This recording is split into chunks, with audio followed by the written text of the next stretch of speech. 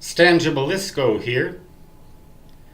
So often we hear or read in the news media horror stories about hospitals and how they're mistreating their patients, misdiagnosing them, billing them incorrectly, bankruptcies, all sorts of terrible things that hospitals have done to people, and how horrible and destructive our healthcare system here in the United States of adversity can actually be.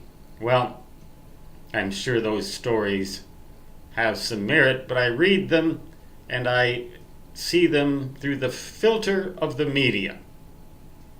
I heard a story the other day directly from the mouth of the nurse who was involved, and I will not name names, except I will name the hospital, Rapid City Regional Hospital.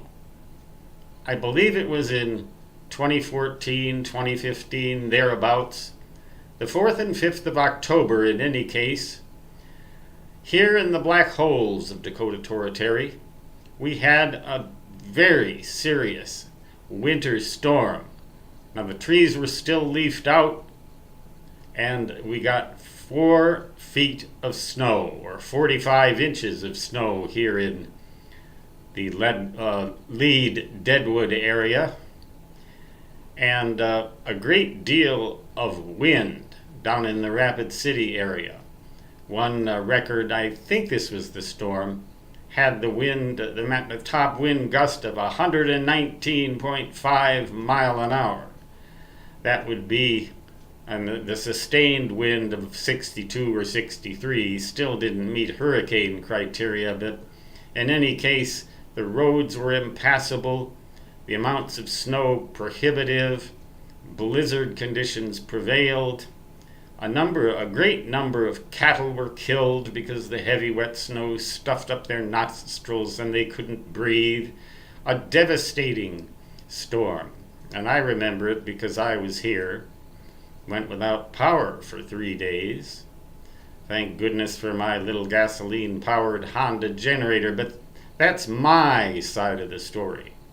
There are sides of the stories like this that are never told in the media. They just somehow never seem to make it to the big time.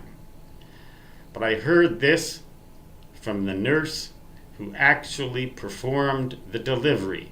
Yes, a delivery of a baby during Hurricane Atlas. And I said, that was a slip. Hurricane Atlas, Winter Storm Atlas. Summer only a couple of weeks out, and we had this. They brought in this woman in labor on a snowcat because that was the only way to get her to the hospital. The roads were impassable and she was going into labor. They brought her to Rapid City Regional Hospital, and this nurse had to stay at that hospital because no one could leave or arrive by conventional means to that hospital. Transportation was impossible except for those who were already there, and they maintained that staff of people, and she was among them. And she remembers delivering that baby during Hurricane Atlas here in Rapid City Regional Hospital.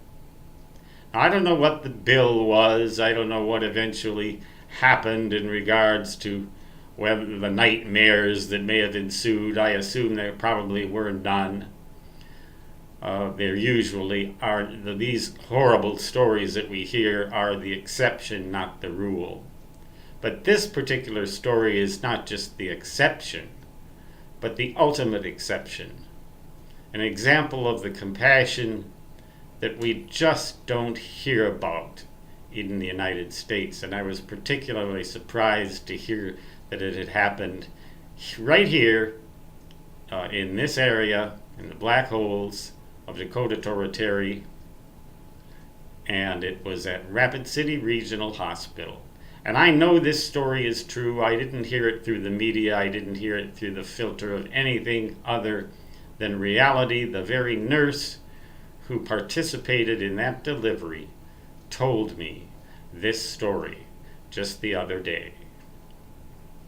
Hope bleeds eternal is the saying of the day for me.